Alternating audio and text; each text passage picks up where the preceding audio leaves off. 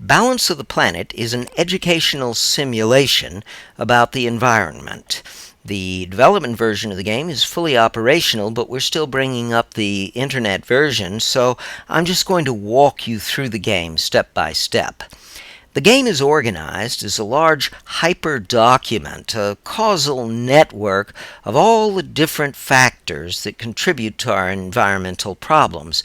Each factor is connected to its causes and effects, that is, to each of the factors that it affects, as well as to each of the factors that affect it.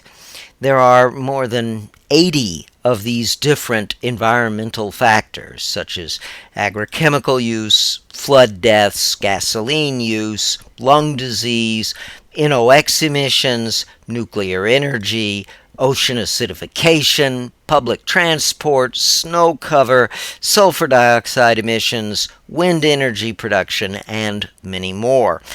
For each factor, we show a pretty picture and some text explaining basically what this factor is all about. We also present links to sources on the internet that provide additional information or alternate points of view. An additional source of information is what we call the backgrounders. There are nearly 100 of these.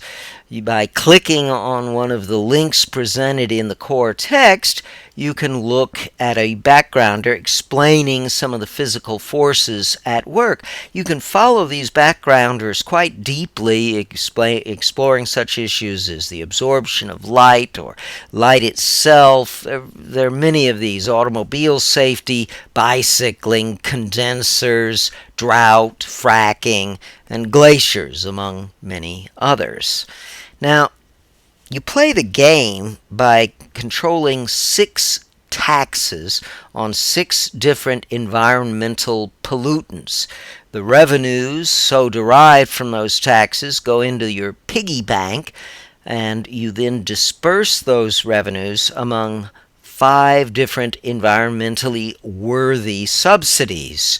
Those are the only decisions you make: the taxes and the subsidies. Once you've decided on the mix of taxes and subsidies that you want, you click on the Tallyho button to engage the simulation, which then calculates the evolution of the planetary system over the next 58 years, presenting the results in the form of a large series of bar graphs, one for each of the environmental factors.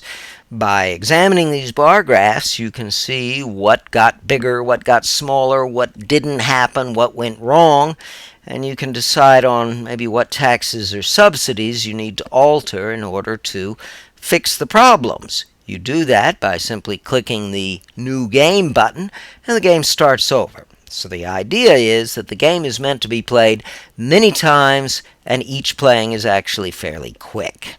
Now, what are the lessons that this game teaches?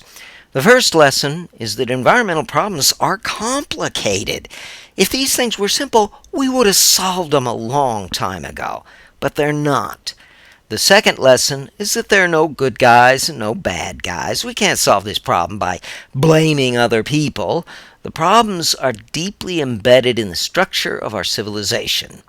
The third big lesson of this game is that the solutions involve nasty trade-offs in which some things are good for some people but bad for other people.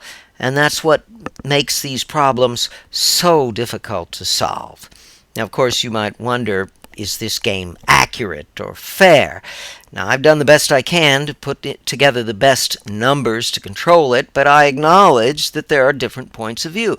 That's why I provide an environmentalist scenario in which the underlying numbers are skewed more towards what an environmentalist might see in the world. An industrialist scenario provides numbers that are skewed in favor of an industrialist point of view. A third scenario challenges the player to establish the value of a human life in dollar terms. It's estimates like this that are crucial to solving our environmental problems, but very painful to make. Finally, at the most advanced level, you can set all the numbers in the game. How safe is nuclear power? How dangerous is climate change? How important is economic growth? The player can control these numbers and see what the results are. That is Balance of the Planet. No dancing dolphins, no cute baby harp seals, just a solid analysis of the real environmental problems facing us. Thank you.